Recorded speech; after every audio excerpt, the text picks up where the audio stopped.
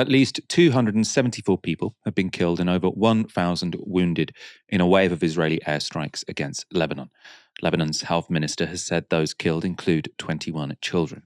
The intensification of bombings against what Israel say are Hezbollah targets comes following a week in which pagers and walkie-talkies were detonated across Lebanon, causing thousands of injuries and dozens of deaths.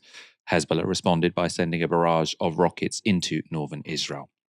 An Al Jazeera journalist gave this report on the airstrikes near the southern city of Tyre this morning. There's a lot of panic. As you can see, people are leaving the area because there's been another Israeli airstrike. These airstrikes have been happening since the early hours of the morning, in fact, in recent days. And we are very, very close to the southern city of Tyre. That is a very densely populated city, some 25 kilometers from the border. The feeling here is that the Israeli military wants to drive people out of southern Lebanon, causing another crisis that could be used as leverage against Hezbollah. We're not able to reach the site of the strike. There's a lot of chaos here. They are worried that there's going to be another strike. There's panic and chaos. We are very close to one of the most densely populated cities in the south of the country. This conflict is moving beyond the border, and this conflict is becoming more intense.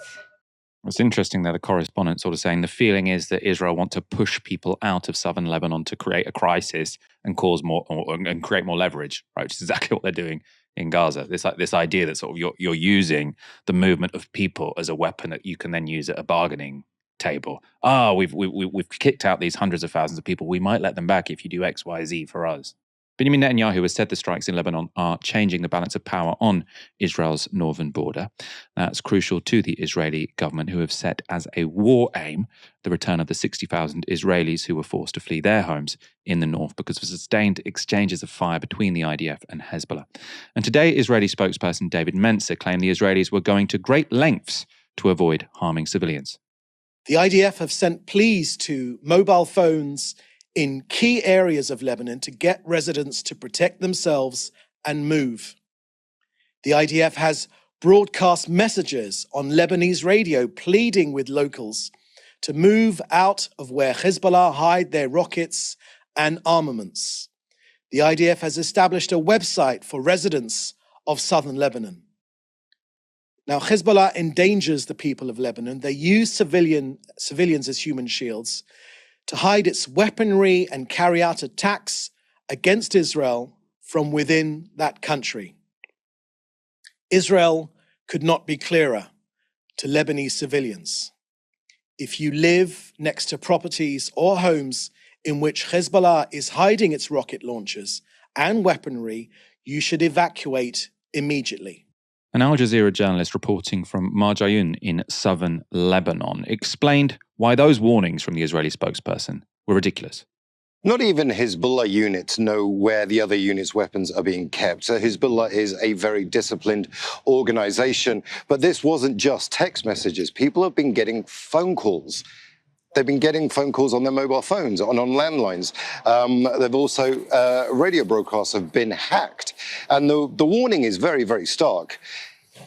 If you're inside or near a building used by Hezbollah to store weapons or combat equipment, you must evacuate the building and move away from it immediately. Anyone who is near Hezbollah elements or weapons is putting itself at risk. Well, most people don't know where those weapons are. They probably don't even know if they are anywhere near them. Also, you have to understand the power of these strikes. If they go into a civilian area, the blast radius is actually quite massive. So you may well get stuck, you may well be injured within that blast radius, and you're nowhere near a Hezbollah site.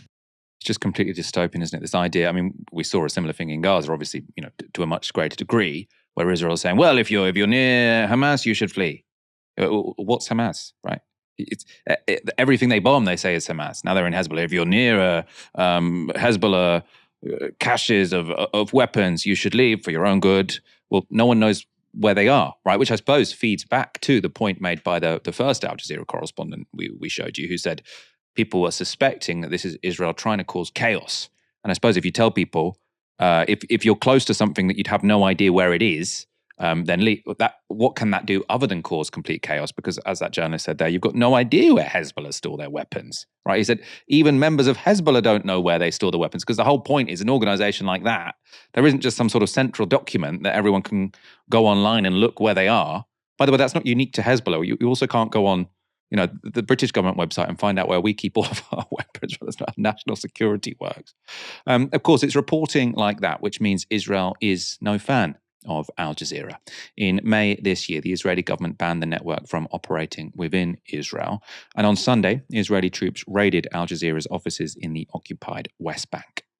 Our Al Jazeera office in occupied West Bank has just been raided by the Israeli military in the last few minutes. They've handed over a letter, a note that's been given to our bureau chief, Walid al-Amri, and he's been reading it out live on air to our sister channel, Al Jazeera Arabic. Our Al Jazeera office in Ramallah, which is in the occupied West Bank. The bureau has been raided. Israeli troops have stormed the network office. They've also said that the staff members that are there overnight have to evacuate within 10 minutes. They've told them to take their personal belongings with them and to leave any equipment behind. Obviously, our cameras are still rolling. You can see we've got some live pictures there from the Al Jazeera office, from the bureau. They've received a military order that will shut down the bureau for 45 days. Ash, is this as simple as, Al Jazeera do journalism, which is difficult for the Israelis, and so the Israelis are shutting down their offices, even in territory which is, not part of Israel, right? Everyone in the world recognizes the West Bank as illegally occupied, I suppose, other than a few sort of people who believe in a greater Israel, like sort of the extremist Zionists. Should we just interpret that as this is just them punishing an outlet for doing critical journalism?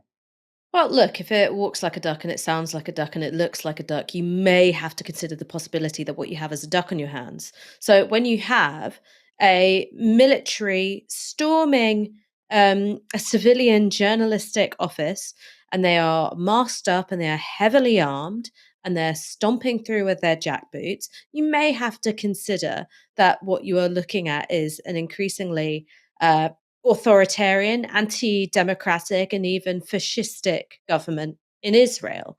I would almost like to know what it would be like to be one of Israel's advocates in the West. Who always goes on about how Israel's the only democracy in the Middle East, looking at that footage and coming up with justifications for it. I would just like to live inside their heads and know what that's like.